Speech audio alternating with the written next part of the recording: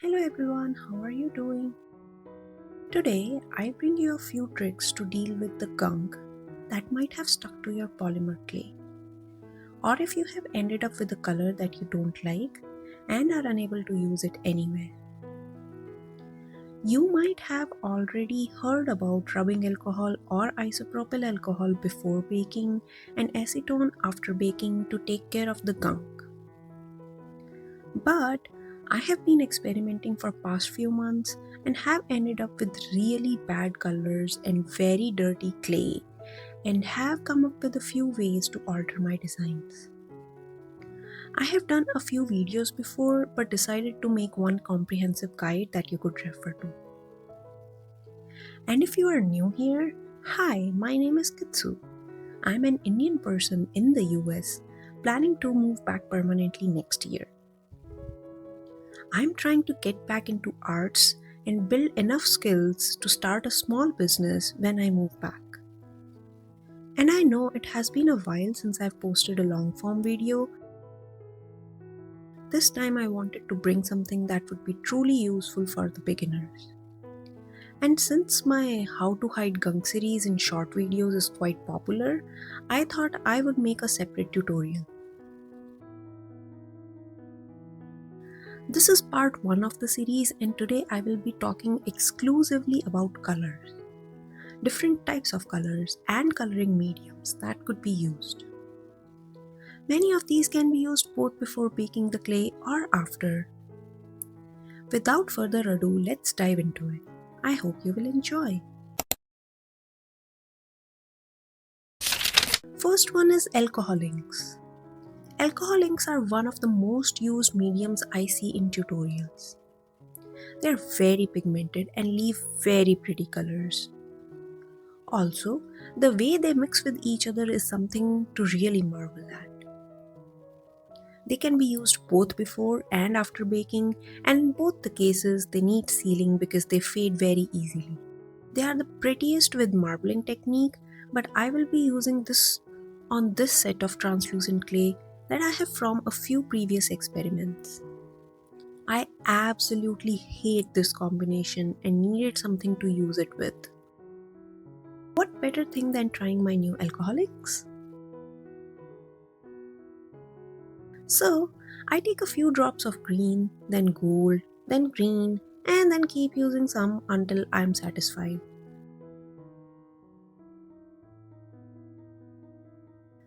She does not know yet, but this is actually a disaster in the making.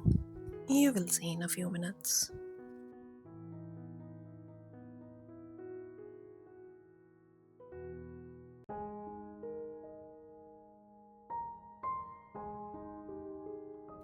Gosh, the combination is so pretty.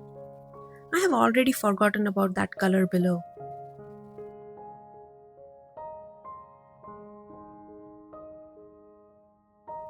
I do need to shake it a bit. Another technique could be using a hair dryer to just spread the color a little bit here and there. I did end up smearing it quite a bit, and that actually did lead to good results. The only downside is that because I have used so much ink, it will take quite some time to dry. A few more drops. I just cannot get over how these two colors mix. I should have probably used some isopropyl alcohol to dilute it a little bit. Maybe I'll try it someday else.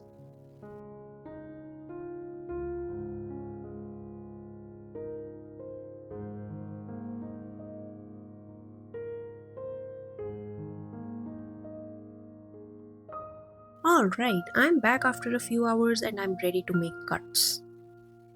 It has not dried completely, but I'm impatient and the cutter took the ink with it.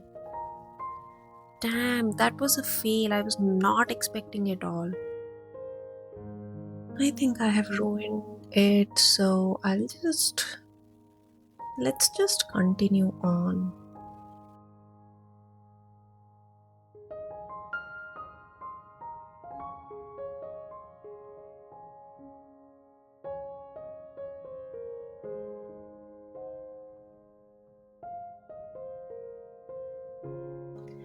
trying to be a little bit patient here. I cannot go back with the cutters because that is going to ruin the shape. It took me quite a bit to get the clay out. This is actually in 2 times speed, so you can imagine how much time it really took me.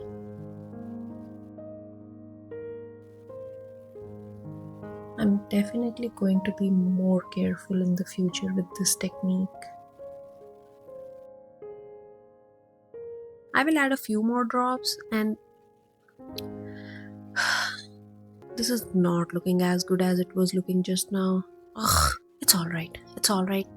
Let's just roll with it. We will see after it bakes. So I baked it and the outer boundary looked like it burned, so I'm going to get rid of it and just use the middle part, which is still pretty. I cannot tell the color in the back even. It definitely was a struggle before and after. Now it's varnish time.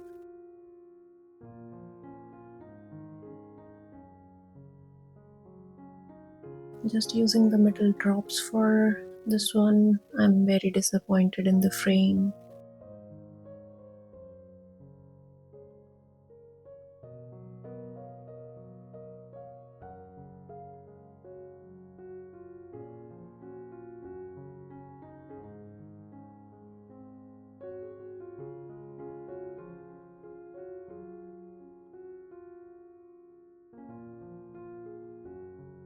Alright, I'm satisfied with the half result, but folks, let it dry completely.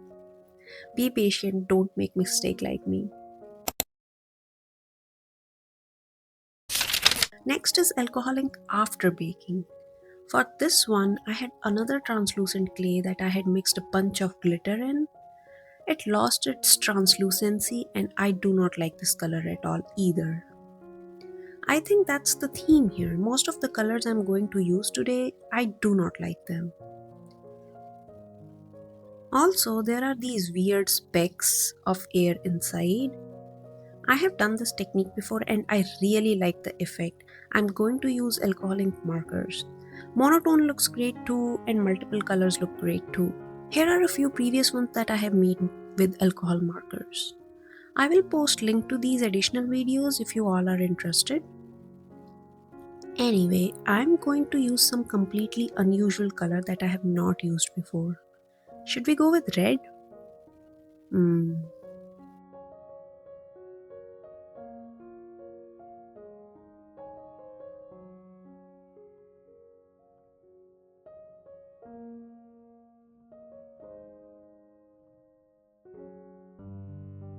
Well, after some experiments, I ended up going with green.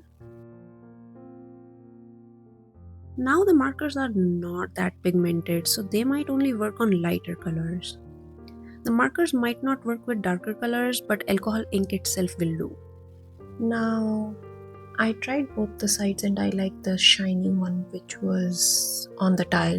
For some reason, this clay keeps absorbing the markers. The color is not coming as vibrant as I wanted it to be. Maybe it's the mica inside this translucent clay. So the silver that you are seeing is something that I used for glitter technique after baking, which is somewhere in this video. So normal varnish was not giving it as great a look as I wanted, but then the silver just changed the look completely. So I went ahead with it. This was not intended, to be honest, for this particular technique, but again, it's such a versatile medium. You can do whatever you want. I did not want to waste that varnish and color, so I ended up using that. Anyway, this is ready and we move on to the next technique here. Second one is acrylic colors. Now I will apologize in advance because I did not have the original video for this, so I ended up downloading it from YouTube shorts. You will see that logo all this while, and I'm really sorry for that. Here, just a quick overview. I am using this Easter silk screen on a clay color that I really like. Silk screens can be very small print or very large print, so while they can hide gunk, I think the color should be chosen very carefully because it needs to be good. Unless you have a silk screen with very big print. So here this technique is just for demonstration purposes.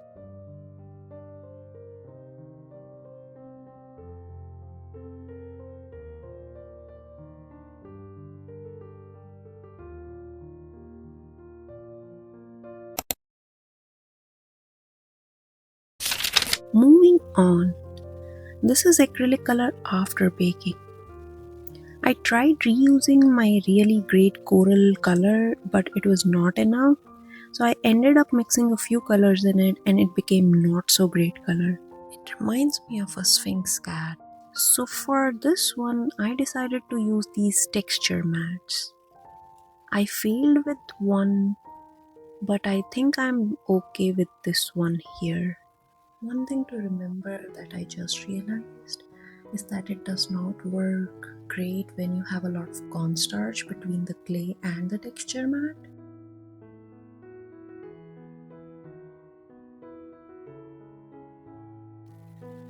On to baking, and here it is ready to paint. Now I do have acrylic color markers, but I will just dilute this paint here and try to fill the grooves such that it does not affect the peaks here. Even if it does, I will just use some alcohol to wipe it off. Before that, let me color the top.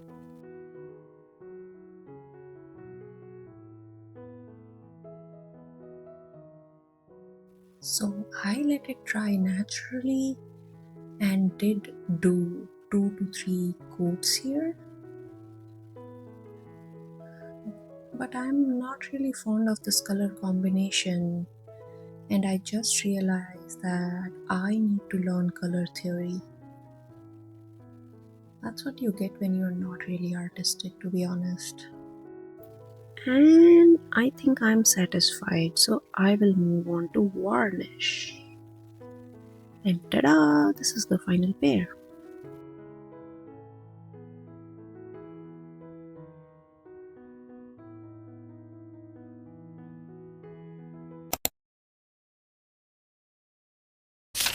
Alright, third one is glitter. Personally, it is one of my favorites. And while before baking is preferred because it sticks much easier to the clay, after can be incorporated too. Here I have a really weird combination of black color. I have tried bunch of techniques on this block over time, adding different colors to it. So it's a big amalgam and I need to do something about it. Enters glitter. This will be very classy, high-end party types of earrings.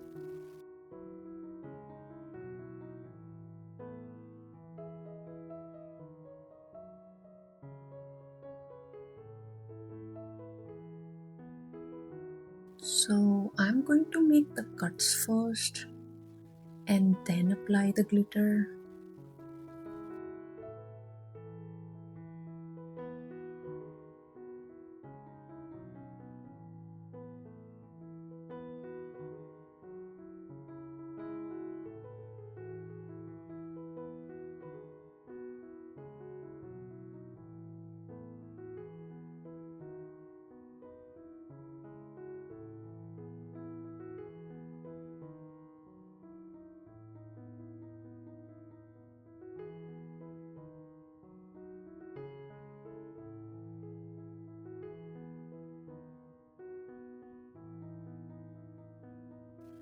This is a little bit of a chunky glitter. So we will see. We will see. I think this was all part of a temporary tattoo kit.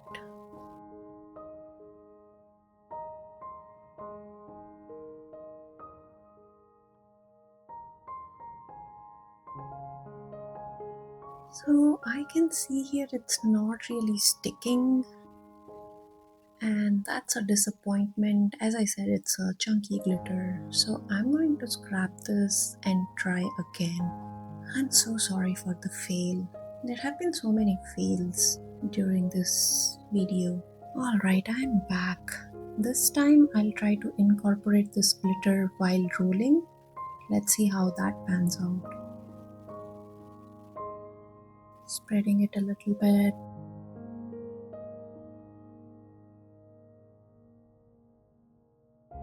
And then let's just roll it in. Time to make the cuts.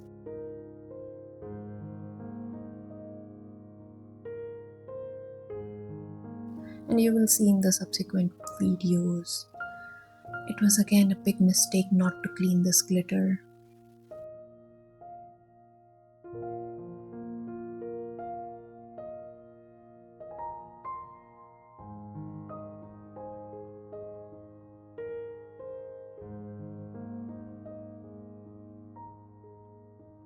And there they are. Such a party style. And I would have loved to keep this scratchy look, but it is coming off, so I'm going to varnish this as well.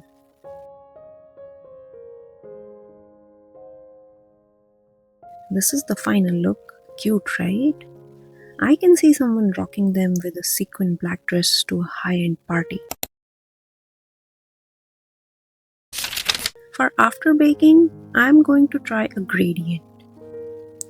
This is something I'm demonstrating because I absolutely love the gradient that this will become. I'm missing clear skies and the ocean, so I'm going to do an ocean gradient. First, I mix peacock pearl with white because I was experimenting with a silicone mold and this did not turn out as I wanted. So I'm just gonna use this. So I will mix peacock pearl with white. The ratio I would say is 1:2, and then produce this really cute color. And then I mix this brown with white. Ratio I would say is 1:1. And here is a sandy color.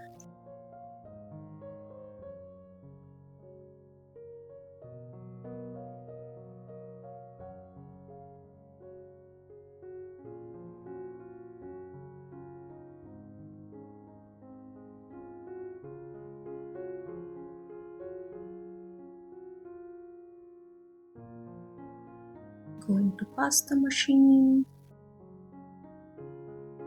I made the gradient first and then added a white line in between to emulate the form.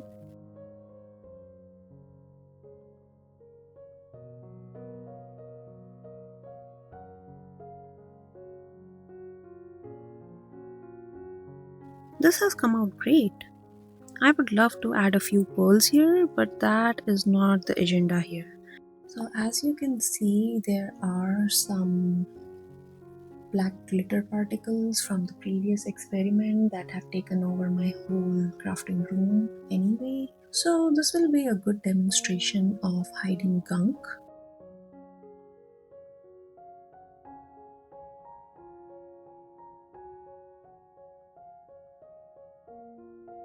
What I'm going to do is take some silver glitter. I should have done white here, but silver works as well. And then I'll just mix it with varnish. This technique works with resin as well. I'm just not using resin.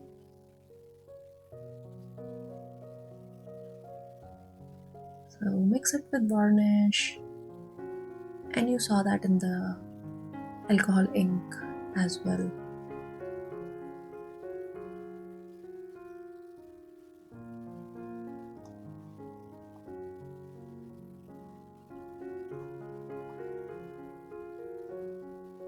Mix it and just make a few dots. I think the pearls would have looked better here, for sure. I'll just make another pair.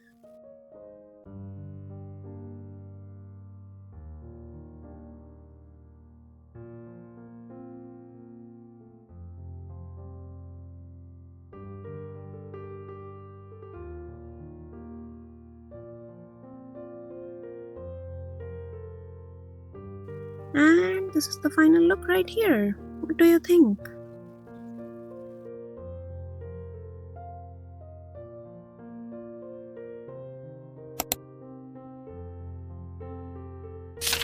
Moving on, fourth is watercolors. Now, I have not tried watercolors before baking. I don't think they would be as pigmented, but I definitely do not have the best quality watercolors to begin with. Plus, the ones that I really like are these ones. These super glittery colors here are water based.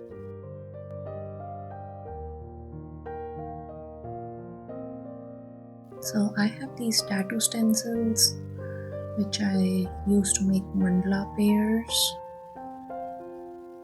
And yes, I do use two different depths. First, I use the 2mm depth guides, and then to make the mandala impression, I use these ice cream sticks which are 1.5mm.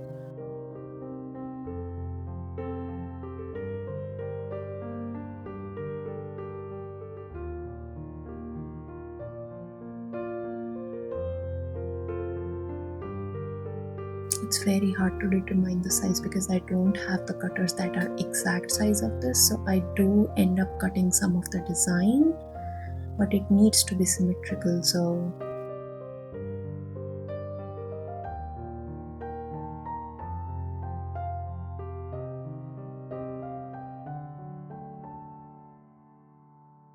similarly making the second one.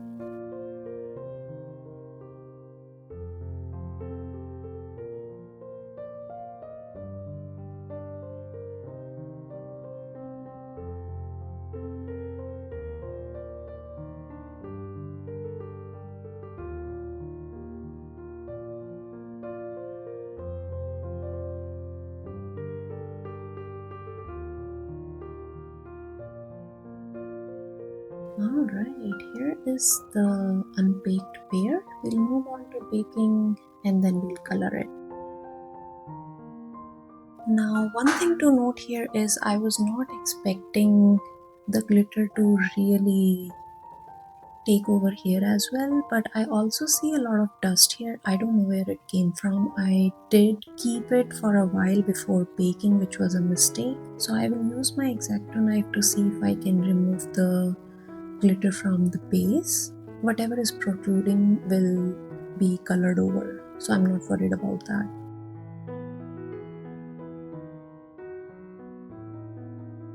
Taking over my markers and let's color them. And yes, I'm doing all this after baking.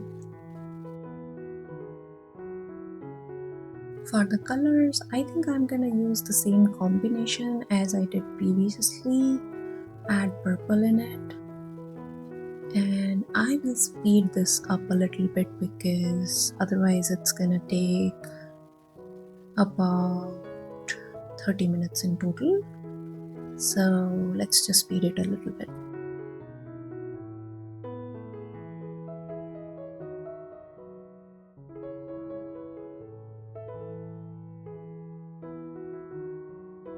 Okay, I usually do 2 coats here because again this is water based.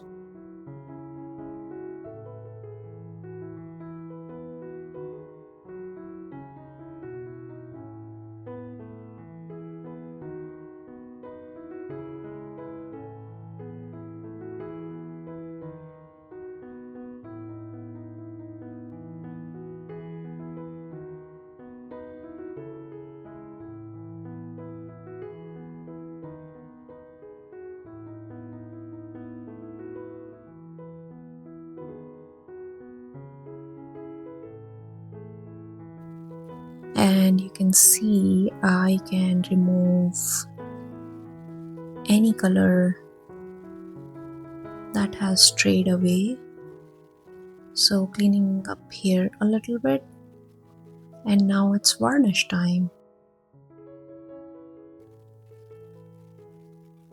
Varnish gives it a tile-like look which I absolutely love.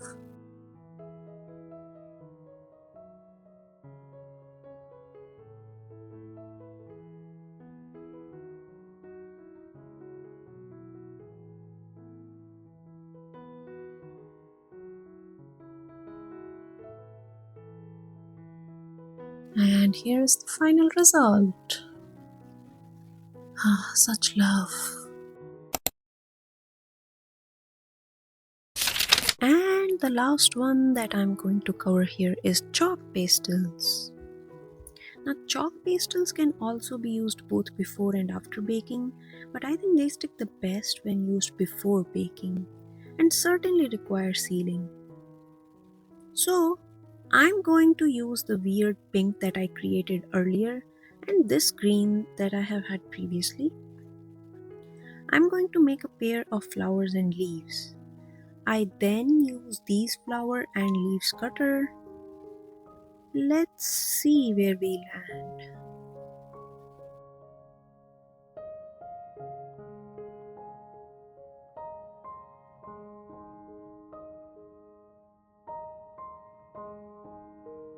I'm cutting another one here because I think there is a dent in the first one.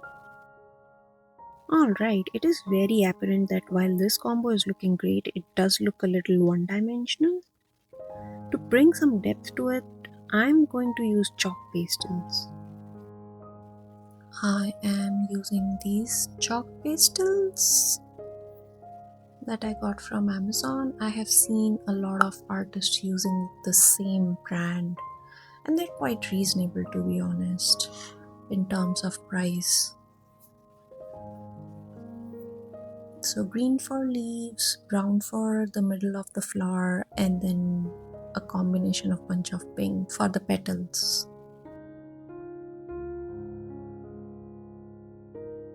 I will speed it up a little bit here again. Applying some here. This is my first time working with chalk pastels, so I'm not that great. It feels as if I'm really shading here. I do need to practice and get better at shading. Alright, I'm going to seal with varnish yet again. I will speed it up a little bit here again.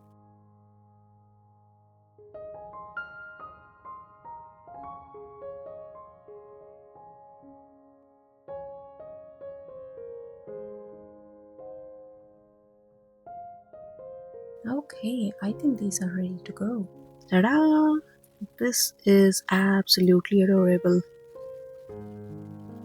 So, as you can see, there were only two pairs where I used new clay, where I did not need to hide anything. Or so I thought. The black glitter did create those issues for me, but those were not intentional. Anyway, I think I'm happy and will continue using these strategies for even prettier earrings. What did you think? Did you learn anything at all? Were you surprised with the techniques? Are you excited for part 2? I certainly am because I got to make these new pairs from scratch and I wanna reuse the techniques that I have used in past and make even prettier earrings. I hope you enjoyed. Thank you for stopping by and I will see you in the next video. Bye bye.